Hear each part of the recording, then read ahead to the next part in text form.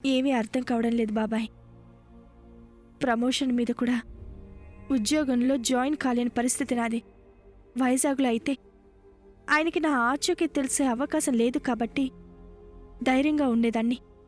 కానీ ఈ హైదరాబాదులో గుమ్మంలోంచి అడుగు బయట పెట్టాలంటేనే భయం వేస్తోంది. నా భర్త ఎటు నుంచి వస్తాడో, ఏ ముళ్ళ పొంచి ఉన్నాడో అని టెన్షన్గా ఉంది బాబాయ్. నిజమే కావచ్చమ్మా, కానీ భయపడుతూ ఉద్యోగం చేయకుండా ఖాళీగా ఉంటే రోజులు గడుస్తున్న కొద్దీ ఆర్థిక సమస్యలు ఇంకా భయపెడతాయమ్మా. పిల్లల స్కూల్ ఫీజులు, ఇంటద్దె, పచారీ సామాన్లు, కూరలు, పాలు అన్ని ఖర్చులు పెరుగుతాయమ్మా. అందులోనూ హైదరాబాదు. డబ్బు ఉంటేనే రోజులు గడుస్తాయి. ఆలోచించకుండా ఉద్యోగంలో చేరడం మంచిదని నా అభిప్రాయం.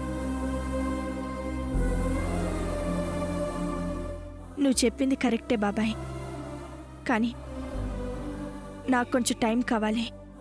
అంతవరకు ఆ ఉద్యోగం ఉండాలి కదమ్మా. ఆల్రెడీ ఆఫీస్కి ఫోన్ చేసి నేను జాయిన్ కావడానికి కొన్ని రోజులు టైం తీసుకున్నాను. జాబ్కి ఎటువంటి ప్రాబ్లం లేదు బాబాయ్.